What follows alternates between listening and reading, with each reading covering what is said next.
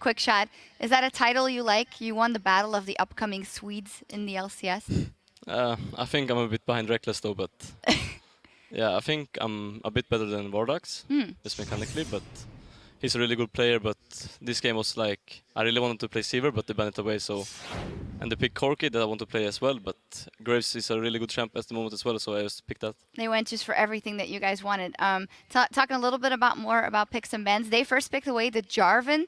Were you guys surprised by that? Because it seemed like Gnar must have been a grand priority on your list. Yeah, we knew that they would do that, and we just went for Gnar and Rek'Sai. And then our comp is pretty good already, and if we will get Seaver with that as well, but they banned it, it will be pretty strong. Taps had a thing or two to say about your build.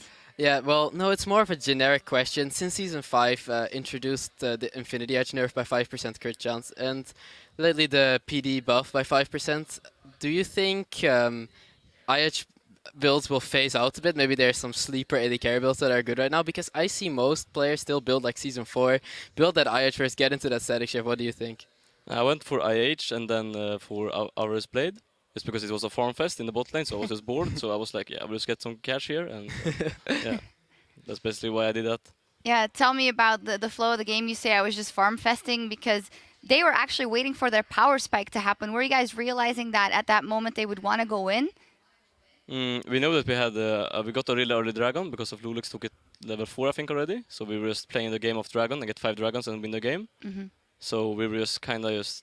We know if we get all drags, we will just win the game. And they did not really contest it that good, so... Okay, I have another question about... You compared yourself with Vardax earlier, saying you're maybe a bit better player mechanically. He did seem quite confident in a video feature done earlier and called him and Hylissang a top 3 bot lane. You having just recently played him, what do you think about him? I think their bot lane, Hylissang, is the carry of that lane. His thresh is really good. And his skills, just with Morgana, Iona, he just knows so much about the champs and how much damage he can take, how much damage he can do. He likes to go for the flashy hooks or whatever. He's really skilled on the champs, so I think when we take away Thresh and leave on Morgana, he's not as efficient as on Thresh. That's why we went for the Thresh pick as well. I love the way you say Morgana, by the way.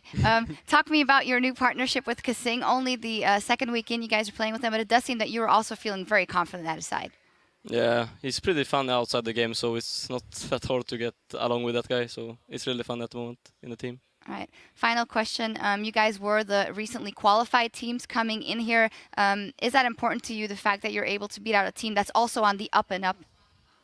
I think every win is just important for us, especially these ones when they're similar score as us, 4-5, or they were 5-3, I think. So it felt really good to win this win. Yep. All important to climb up the standings. Congratulations, another win on the book for H2K. Thank you. All right, now as we wrap things up for the day here in Berlin, let's look at the standings at the halfway point in the Spring Split.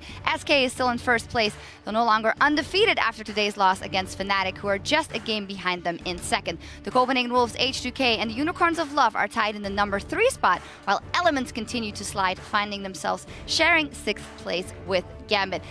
Very cool. The Unicorns of Love and H2K, the newly qualified teams over there in the top 3. Yeah, I'm still kind of surprised that SK Gaming did lose that game. Breaking their 8th win streak was really impressive.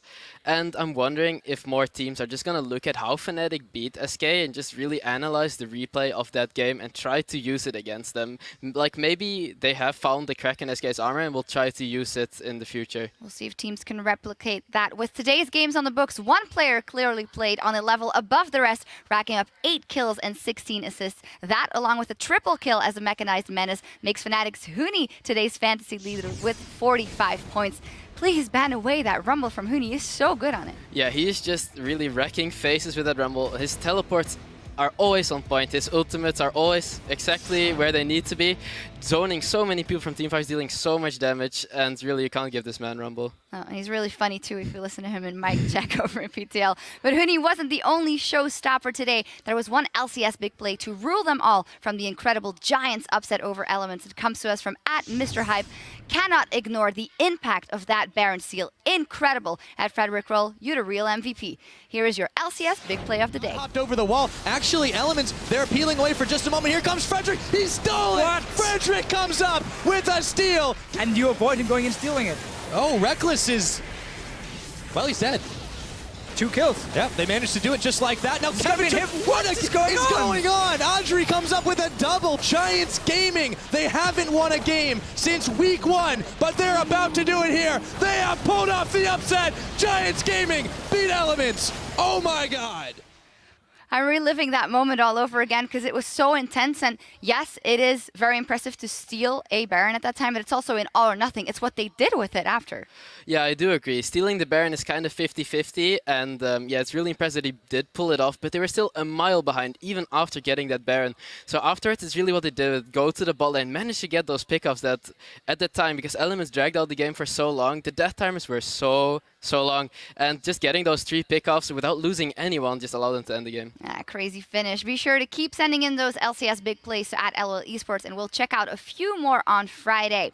The second half of the split starts tomorrow with Fnatic versus Gambit Gaming. Roccat will face Elements in a game where a win is crucial for both teams, and SK Gaming will take on H2K. And as a reminder, each team will only face each other one more time this split, so every matchup matters. What are you looking forward to tomorrow, Tabs?